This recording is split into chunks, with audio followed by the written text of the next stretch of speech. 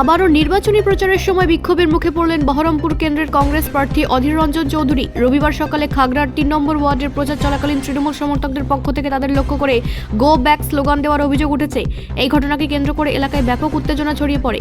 রবিবার সকাল থেকে বহরমপুরের বিভিন্ন এলাকায় জনসংযোগের কর্মসূচি ছিল অধীর রঞ্জন চৌধুরীর। খাগড়া এলাকায় দয়াময়ী কালীবাড়ি পাড়া সংলগ্ন একটি তৃণমূল কার্যালয়ের সামনে দিয়ে যখন তার মিছিল যাচ্ছিল, সেই সময় সেখানে উপস্থিত থাকা তৃণমূল সমর্থকেরা কংগ্রেসের মিছিলকে লক্ষ্য করে চিৎকার শুরু করে। অধীর চৌধুরীকে উদ্দেশ্য করে গো ব্যাক স্লোগান দেওয়া হয় বলে অভিযোগ কংগ্রেসের। ঘটনাটি ঘিরেই দুপক্ষের মধ্যে চাপা উত্তেজনা তৈরি হয়।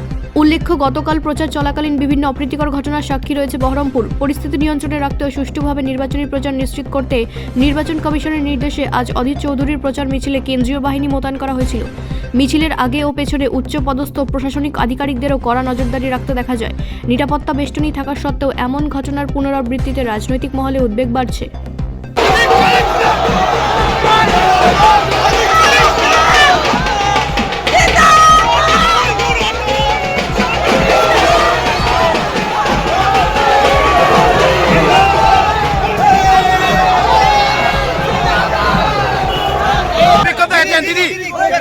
বিক্ষোভ কেন দেখাচ্ছেন? এত বছর কংগ্রেস কোথায় ছিল?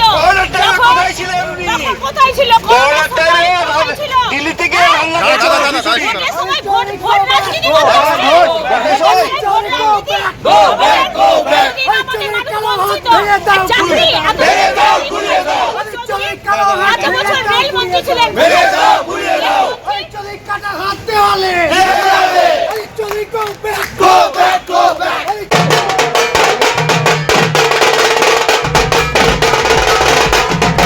ব্যুরো রিপোর্ট, রাষ্ট্রীয় প্রসার বাংলা।